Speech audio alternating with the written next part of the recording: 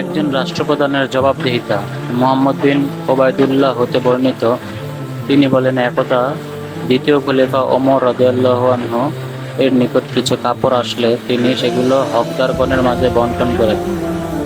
এতে আমাদের প্রত্যেককে একটি করে কাপড় পেল, কিন্তু তিনি নিজে দুটি কাপড় দিয়ে তৈরি একটি পোশাক পরিধান করে খুতবা দিতে মিম্বরে আরোহণ করলেন।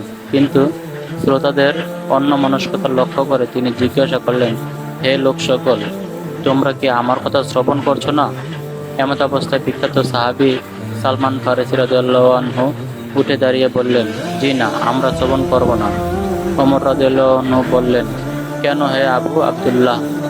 তিনি বললেন, আপনি আমাদেরকে একটি বড় কাপড় দিয়েছেন, অথচ আপনি পরিধান করেছেন দুই কাপড়ের বড় পোশাক। ওমর রাদিয়াল্লাহু আনহু বললেন, ব্যস্ত হয় না হে আবু আব্দুল্লাহ।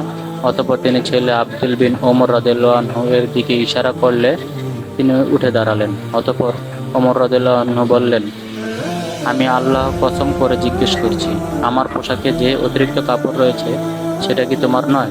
আব্দুল্লাহ বিন ওমর রাদিয়াল্লাহু আনহু বললেন, জি, আমার। অতঃপর সালমান ফারসি রাদিয়াল্লাহু আনহু বললেন, এখন আপনি বক্তব্য শুরু করুন। আমরা শ্রবণ করব ইবনুল কাইয়ুম ইলামুল মুওয়াক্কিঈন।